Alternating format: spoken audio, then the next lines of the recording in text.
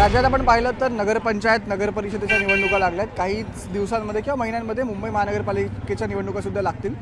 आणि या निवडणुकीत खरं तर हॉट टॉपिक ठरणार आहे किंवा एक हायलाईट ठरणार ती म्हणजे जर राज ठाकरे आणि उद्धव ठाकरे यांची युती झाली, म्हणजेच काय तर ठाकरे गट आणि मनसेची युती झाली तर काय. आता याचं आव्हान कोणाला असणार तर अर्थात भाजपला असेल, महायुतीला असणार, म्हणजे भाजपला, राष्ट्रवादीला म्हणजे अजित पवारांची राष्ट्रवादी आणि एकनाथ शिंदेची जी शिवसेना त्या शिवसेनेला असेल. तर आता मुळात प्रश्न असा आहे की जर ठाकरे बंधू एकत्र आले तर ते भाजपला जड जाईल का किंवा शिंदेना जड जाईल का कुठे तर मुंबई महानगरपालिकेत सत्ता काबीज करण्यामध्ये. आपण आता सध्या आहोत दादर भागात आणि आपण आता इकडे रँडम लोकांमध्ये जाऊ, त्यांच्याशी संवाद साधू, त्यांना काय वाटतं आपण पाहूया. काही लोक आहेत तिकडे. नाव काय मित्रा? शैलेश. आणि काय करतोस तू?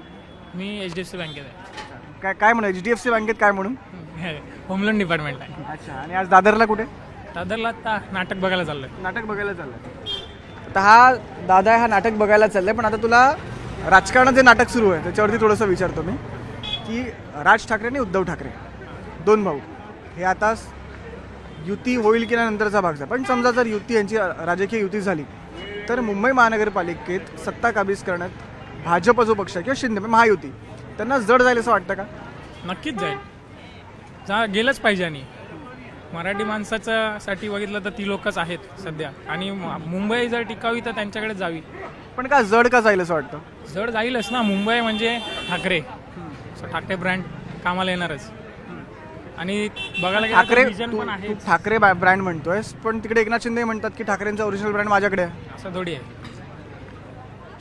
ठाकरे ब्रँड त्यांच्याकडे कसा काय, हाच मुळात प्रश्न आहे ना. ठाकरे तर ठाकरे आहेत ना.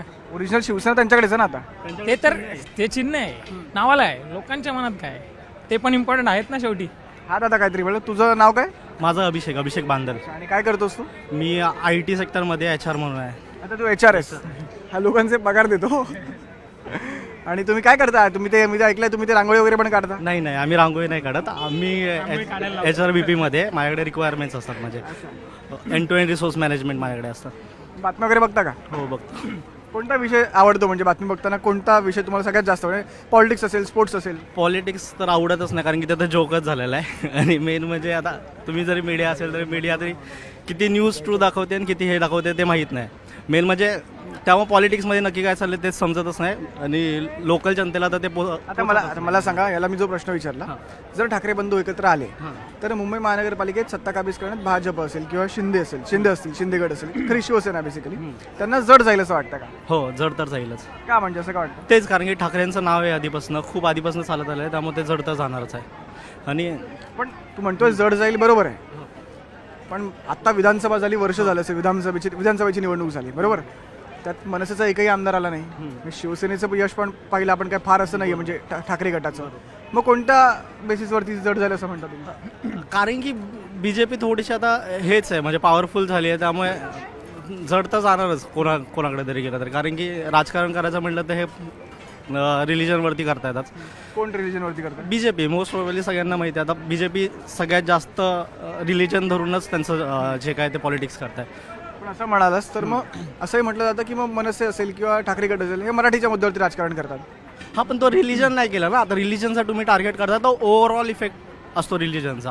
लाईक हे फक्त मनसे कोणाला टार्गेट करते? मराठी का? कारण की इथे येऊन लोकांना धंदा करून देत नाहीत. जे म्हणजे बाहेरचे लोक असतील, म्हणजे नॉर्थकडून आलेले आहेत, राजस्थानवरून, म्हणजे नॉर्थ साईडने आलेत, साऊथ साईडने आलेत, ते नाही देत करून. त्यामुळे मनसेने का धरून ठेवले मराठी माणसांना? कारण की मराठी माणसांना भेटत नाही, तर व्यवसाय करताना त्यांना भेटत नाही. मेन म्हणजे मराठी माणसाची बाजू मांडते. तू काय ते बोलवत? हां, तेच मराठी माणसाचं जे बोलवतात ना, महाराष्ट्रात मराठीबद्दल आवाज उठवला तर प्रॉब्लेम काय ना. मुळात मुद्दा असा आहे की जर मराठी महाराष्ट्रात, ते पण मुंबईत, आणि तुम्ही म्हणाल की मराठीचा मुद्दा चुकीचा आहे, हेच चुकीचं आहे ना की ह्याच्यावर क्वेश्चन होतोय. क्वेश्चनच नाही झाला पाहिजे. महाराष्ट्र म्हणजे मराठी, सिंपल आहे. हा दादा असं म्हणतोय की महाराष्ट्रात मराठीचा मुद्दा आहे, त्याच्यावरती जर मराठीचा मुद्दा मुळात आलाच नाही पाहिजे, कारण की महाराष्ट्र म्हणजे मराठी, तर मराठीचा मुद्दाच मुळात उद्भवता कामा नये असं म्हणणं. आणि दुसरी गोष्ट, आम्ही फिरतो, ट्रॅव्हलर्स आहे, तर आम्ही बेंगलोरमध्ये गेलोय, चेन्नईमध्ये गेलोय. तिकडे ती लोक त्यांच्या भाषेला घेऊन पूर्णपणे त्यांचा प्राण आहे तो की आमची भाषा आमचीच बोलली पाहिजे. आपल्याशी ती लोक इंग्लिशमध्ये बोलतात. धड भाजपचे पण नेते मराठी आहेत की मग ते मांडू शकतात ना. मांडली पाहिजे ना. ती लोक कुठे घेतात पण आवाज? मराठी टिकवायसाठी मराठी बोललीच पाहिजे ना. तुझं काय नाव आहे? माझं नाव ऋषिकेश चव्हाण. तू तू काय HRS की नाही, मी CH मध्ये कस्टम क्लिअरन्समध्ये. म्हणजे ते काय असतं जरा समजावून सांगा मला. म्हणजे जे बाहेर देशातून जे फ्रूट वगैरे इम्पोर्ट होतात ना, त्याचे डॉक्युमेंटेशन क्लिअरिंग वगैरेचं काम मी करतो नावाशिवाला. बेसिकली इम्पोर्ट एक्सपोर्टमध्ये मोठा माणूस आहे. एवढा पण नाही. आता मला सांग, राजकारणात इम्पोर्ट एक्सपोर्ट होतं का? राजकारणात इम्पोर्ट एक्सपोर्ट खूप मोठ्या प्रमाणात होतंय. काय होतं? हां, जे पण होतंय ते बरोबर नाही आहे. नाही पण काय इम्पोर्ट एक्सपोर्ट काय होतं? काय आता नेते वगैरे असतात, नेत्याचे इम्पोर्ट एक्सपोर्ट केलं जातं त्यांचं. तू मुंबईतलाच आहेस. हो. मला सांग, ह्यालाच या दोघांना जो प्रश्न विचारला तोच प्रश्न, राज आणि उद्धव जर एकत्र आले तर भाजपला किंवा शिंदे गटाला मुंबई महानगरपालिका जड जाईल का? खूप जड जाईल. कारण जे म्हणजे जे मतदार जे विभागले गेले आहेत ना मनसे आणि शिवसेनेमध्ये, ते नक्कीच एकत्र येणार आणि यांचा कार्यक्रम होणार. ते असंही म्हणतात की मग मराठी टक्का खूप कमी आहे मुंबईतला, मग तो त्यातला त्यात मिळाला तरी किती मिळतील? मला प्रॉब्लेमच आहे ना, मॅथमॅटिकली प्रॉब्लेमच पडतो की तो. तरी पण यांना जर काही एकत्र आले तर खूप फायदा होणार आहे आणि BJPला आणि इतर पक्षांना जाई खूप जड जाणार म्हणजे निवडणूक हीवाली. आणि शिंदे पण म्हणतात की मी ओरिजिनल बाळासाहेबांचा जो ठाकरे ब्रँड आहे तो मी घेऊन चाललोय, त्यामुळे मराठी माणसं तिकडे झुकू शकतात. ब्रँड हा विचाराचा असतो ना. आणि राज ठाकरे एकत्र आल्यावर कुठल्या हिशोबाने त्यांच्याकडे ब्रँड राहणार आहे? आपण तर विषय आहे ना. जरी ते घेऊन फिरत असले, मी चाललोय, आमच्याकडे आहे सगळं आहे, माणूस चांगला आहे, कामं करणारा माणूस आहे, असं नाही, नो डाऊट. पण जर राज ठाकरे आणि उद्धव ठाकरे दोन्ही एकत्र आले तर मत विभाजनच नाही होणार ना. विभाजन की दोघे एकत्र आले तर ब्रँड असेल. आणि हा खूप महत्त्वाची गोष्ट म्हणाल की ब्रँड हा नेहमी विचारांचा असतो. तुला काय म्हणायचं होतं, काय बोलायचं तुला? तू पुढे आलास म्हणून. जय महाराष्ट्र. जय महाराष्ट्र म्हणतोय आपण.